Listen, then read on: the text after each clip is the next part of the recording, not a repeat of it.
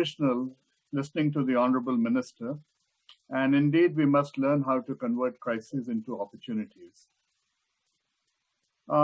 The theme for today's summit, Crisis and Cooperation, stretches across cooperation not only with entities and countries abroad, but also cooperation within India. The challenges are many. If we step back and reflect on what the country can do, there are many problems, there are many wicked problems that are worth solving and many opportunities worth pursuing. Let's take healthcare to start with. India has been a leader in process innovations. We are able to deliver healthcare in areas such as eye care or looking at placement of stents and angioplasties. We can do it at 1/50th of the cost that is encountered elsewhere in the world. But we need to look beyond that. We have a huge talent pool. It doesn't matter where you go in the world, whether it is in Norway in the north, or you go to the southern tip of Argentina in Terra del Fuego, you will encounter Indian doctors. Increasingly, as you go around the world and you ask, where's the nursing talent coming from? The answer is typically Philippines. But you probe further, the second answer is always Kerala. It's not even India. It's again the talent pool that is there. Imagine if we can stretch it across other areas like testing, medical technology, telemedicine. India can become the caregiver to the world if we look across the entire healthcare ecosystem, not simply training human capital so it can go abroad, but we should look at how we can solve larger problems looking at the ecosystem. If we look at education, today there are about 550,000 Indians who are going abroad for education, and this is for higher education. And they're spending about $50,000 apiece, mounting to about $27 billion.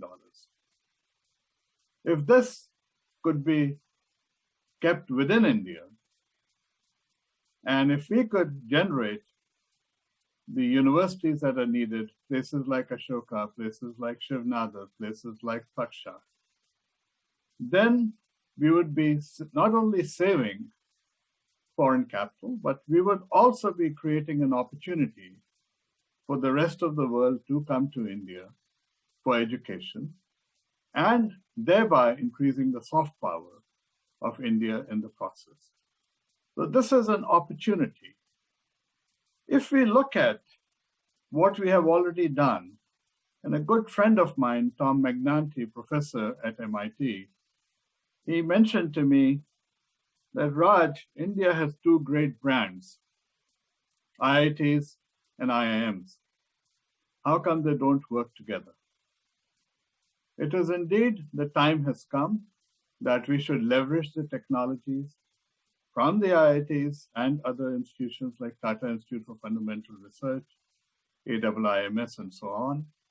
We should leverage the research and technology coming from there and combine it with the enormous management talent that we have coming out of the institutions. If we look at what India has contributed to the world, it is not only startups in Silicon Valley, where about 30% of the startups seem to have an Indian co-founder. But look at the leading companies in the world, whether it is Microsoft, or it is Google, or it is IBM, or it is MasterCard, or it is Nokia. These companies, these technology-driven companies, are being led by Indians.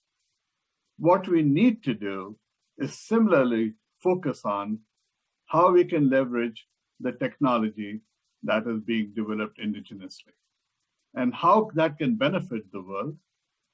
Again, moving from healthcare, which is the focus of the next panel, if we look at fintech, then within India, we have a public platform. The US may have Amazon, China may have Alipay, but India, we have Aadhaar and we have UPI. We are able to manage transactions over cell phones. The mobility of capital within India is incredible. And what we have learned in terms of using these public platforms could actually be exported to the rest of the world. India could become a leader in the financial technology areas. And what the State Bank of India has been able to do with YONO, you only need one integrated account, can actually be exported to not only emerging markets and growth markets, but it would be a contribution even to the United States in terms of what we have learned in terms of managing technology to increase the efficiency. This efficiency of technology is going to cut across industries. We take healthcare. One of our alums runs an emergency healthcare organization. Simply through the KYC, simply through knowing the KYC through Aadhaar, his company is able to identify the hospital the patient needs to be taken to, given the insurance arrangements.